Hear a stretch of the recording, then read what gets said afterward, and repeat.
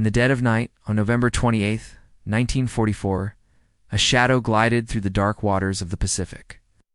This was the USS Archerfish, an American submarine on a routine patrol, its crew of 80 men scanning the horizon for any sign of the enemy. Suddenly, a blip appeared on the radar. It was massive, far larger than anything they had ever encountered. Little did they know, they had just found the biggest, most powerful warship ever built, a secret weapon that Japan hoped would turn the tide of World War II. The vessel was the Shinano, the largest and most heavily armored aircraft carrier the world had ever seen. A floating fortress, born from the hull of the 3rd Yamato-class battleship, she was the pride of the Imperial Japanese Navy, rushed to completion in a desperate bid to bolster their dwindling fleet. Shinano was a ghost ship, her existence a closely guarded secret. On her maiden voyage, she slipped out of Tokyo Bay under the cover of darkness just 17 hours earlier, bound for the relative safety of the Kurai Naval Yard to complete her outfitting. Her captain believed the darkness, her escort of 3 destroyers, and her sheer speed would make her untouchable. He was wrong. Aboard the Archerfish, Commander Joseph Enright stared at the radar return in disbelief. What could be so large? A tanker? A transport? He couldn't be sure, but his gut told him this was big. For Enright, this was more than just a mission. It was a quest for redemption. He had been previously relieved of command for being, in his superior's eyes, not aggressive enough. He was determined to prove them wrong. This mysterious target was his chance. Chase was on. For 6 agonizing hours, the Archerfish pursued its colossal prey through the blackness. The Shinano was faster, and Enright knew a conventional surface pursuit was futile. It was a high-stakes game of chess played across miles of open ocean. The Archerfish was a David facing a Goliath of steel and armor. Time and again, the Shinano changed course, zigzagging to avoid submarine attacks. Each change in direction threatened to leave the Archerfish in its wake. The opportunity lost forever. But Enright was relentless, pushed his submarine and his crew to their absolute limits, driven by a fierce determination. The story of the Shinano, however, was cursed from the start. Her construction was a frantic race against time. Corners were cut. Watertight doors weren't properly installed or tested. Her crew was inexperienced, cobbled together with sailors who had never served on an aircraft carrier before. The pumps needed to combat flooding were incomplete. She was a giant with fatal flaws hidden beneath her thick armor. As she steamed through the night, her crew was celebrating her maiden voyage, confident in her invincibility. They had no idea that a patient predator was closing in, ready to exploit the very weaknesses they didn't know existed. Then, a stroke of luck for the Americans. In a fatal error, the Shinano's captain ordered another course correction. This zigzag maneuver, designed to protect her, did the exact opposite.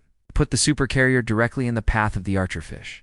Commander Enright couldn't believe his eyes. The perfect shot, an opportunity that comes once in a lifetime, was materializing right in front of him. He had his target broadside. It calculated the speed, the distance, the angle. All the hours of pursuit, the tension, the near misses, it all came down to this single moment. At 3:17 a.m. on November 29th, Commander Enright gave the order: Fire 1, Fire 2, Fire 3.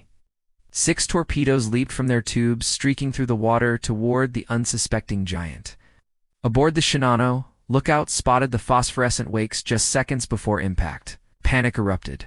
4 of the 6 torpedoes slammed into the carrier's starboard side, tearing through the hull. The explosions were massive, shaking the 71,000-ton vessel like a toy. But initially, the Japanese officers weren't overly concerned.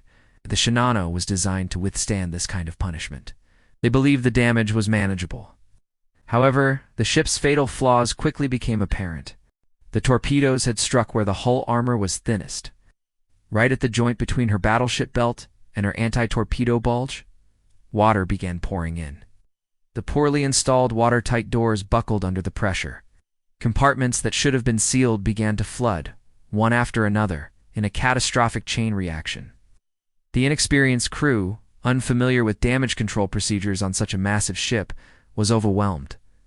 The pumps couldn't handle the sheer volume of water cascading into the hull. The celebrated supercarrier, the unsinkable fortress, was dying.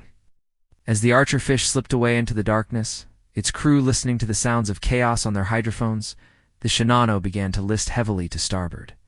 The tilt became more and more severe, making it impossible to launch lifeboats or organize an effective evacuation. The behemoth that was meant to be Japan's salvation was capsizing. Just before 11 a.m., less than 8 hours after the torpedoes hit, the Shinano rolled over and sank beneath the waves, taking with her more than 1,400 of her crew, including her captain. It was a stunning, almost unbelievable victory. A single submarine, with a crew of 80, had destroyed the largest warship ever sunk in history on her very first voyage. The news of the sinking was so devastating, so embarrassing to the Japanese high command, that they suppressed the information entirely. They imprisoned the surviving crew members to ensure the secret wouldn't get out. For months, even the U.S. Navy didn't fully believe what the Archerfish had accomplished. They initially credited Enright with sinking a cruiser. It was only after the war ended, when intelligence officers began piecing together Japanese records, that the full, staggering truth was revealed. Joseph Enright and the crew of the Archerfish hadn't just sunk a cruiser. They had taken down the Shinano, a victory that cemented their place in the annals of naval history. The sinking of the Shinano is more than just a war story. It's a testament to the idea that in warfare, size isn't everything. It's a story of patience, strategy, and the incredible impact of a determined crew led by a commander seeking redemption. It highlights how rushed engineering and inexperience can doom even the most formidable war machine. The David and Goliath encounter between the USS Archerfish and the supercarrier Shinano remains one of the most remarkable and dramatic duels in the history of naval warfare. A powerful reminder that sometimes the hunter can be much smaller, yet far deadlier than the prey. Thank you so much for watching this piece of incredible naval history with us. If you found this story as fascinating as we did, please hit that like button. Consider subscribing to our channel for more deep dives into epic historical events. We'd love to hear your thoughts in the comments below. See you in the next one.